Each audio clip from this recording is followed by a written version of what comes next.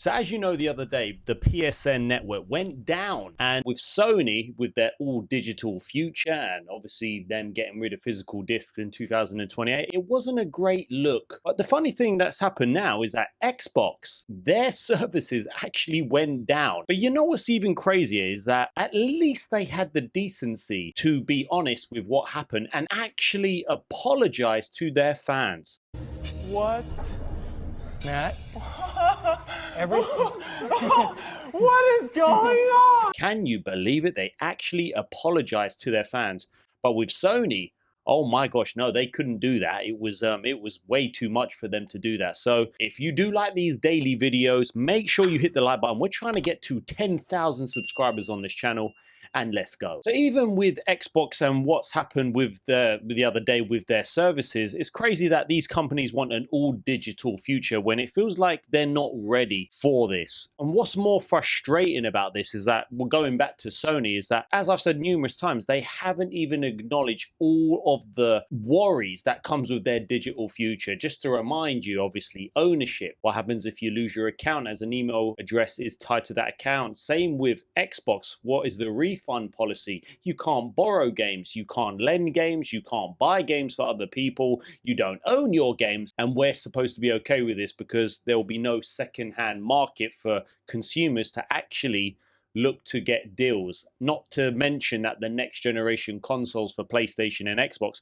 are looking to be over £1,000. So the future of gaming is safe to say it's not looking too good. But if we have a look at here with Xbox, this is what they said: we must do better to support you. Xbox executive apologizes for Xbox server outage. This is an unacceptable situation. And just before we read on, the one thing I just can't get my head around is that PlayStation refused to communicate with their fan base. It's nuts what they have become, because I get it, Xbox do that quite a lot, especially with Asher Sharma dropping emails in. But you know what? At least they're coming out and apologizing, because your services, millions of people that pay for Game Pass, that pay for digital games, and arguably in the last few years Xbox has been pushing the digital future. At least they came out and apologized. I just don't understand how Sony are so up themselves that they will lose customers going into that next generation. If we have a look at here, so this is what happened last night, I believe. So the Xbox Chief Technology Officer, Scott Van Villet, if I said that right, last night apologized. So what happened is the server crash began in the early hours of July 28 and lasted for around 20 hours. Some speculated it was linked to Xbox rumored disc to digital feature, which will allow players to create digital versions of their physical libraries. This wasn't the cause, and Van Villet, who was appointed back in 2026 of May, so only literally this year, was quite open about the incident. So this is what he said. So late last night, a licensing service,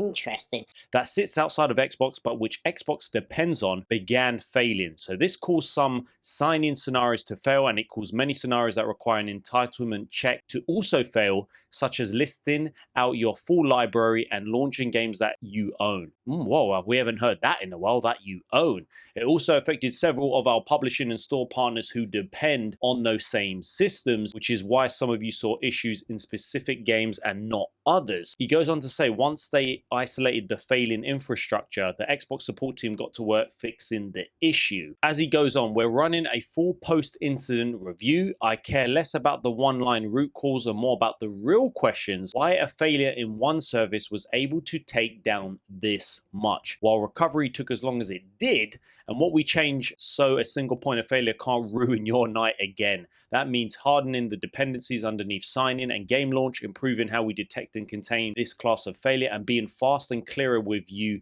when something breaks. Admittedly, yesterday sucked. I was looking forward to hanging out with some friends. Obviously, this is what Push Square is saying, but what concerned me most wasn't missing a gaming session. It was the bigger question of how we preserve our games for offline play, and why so much of our gaming libraries can become inaccessible when the Xbox servers go down, or any servers when they go down. So First of all, I don't like the digital future. I don't like the way they're fully going to depend on this digital future. And the saying, like everyone is saying, is that you will own nothing and you will be happy about it.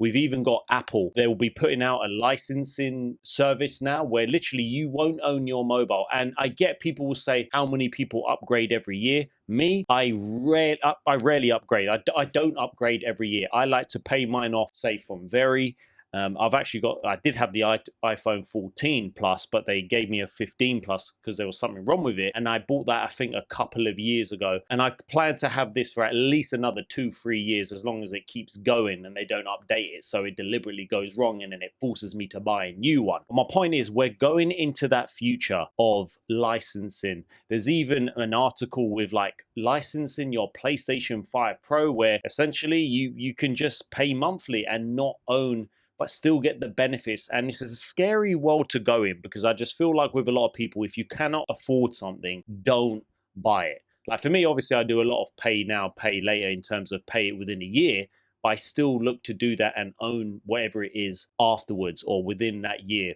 And it's just scary to see this is where we're going. Like millions of people pay for Game Pass.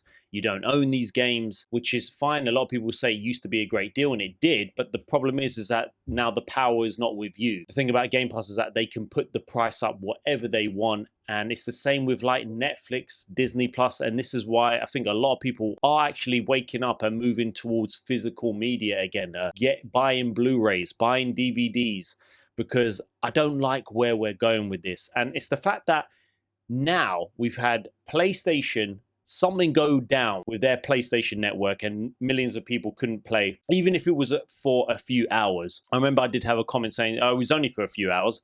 You don't need to try and back a Sony up. You don't need to try and protect them. It doesn't matter if it was only for a few hours. It's the fact that they want you to not own anything and they want you to rely on their services, which is more frustrating. And then now we've had Xbox something go wrong, which shows you we're not ready for this digital future. I'm definitely not ready to put thousands and thousands of pounds of your money not buying, licensing these games, and we're not owning them in the end of it. A lot of people couldn't play their games. And, you go back to the PlayStation 3 era, it's great that I was able to play PlayStation 5 games offline because I've got a lot of them on the disc. It's just, I don't like where this is going, and we need better ownership. We need better regulations with this all digital future, because you see it in every post, and I see it on every YouTube video from PlayStation.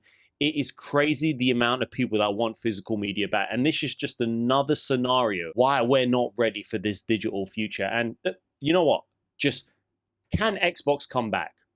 You know what? I really hope they do. I really hope they do, because at least, again, they apologize. PlayStation didn't even do that. What has happened to PlayStation? They have become probably the most hated gaming company in the world now. Definitely. Like for me, if you look at my older videos on my other channel, you will see the love. And don't get me wrong, I've still got the love for gaming. Don't get me wrong, I still love it. But the love I had for PlayStation when I bought that PlayStation 5, it was insane. And the fact is that Sony is a different company. And what is going to be next? Are we going to get hacks?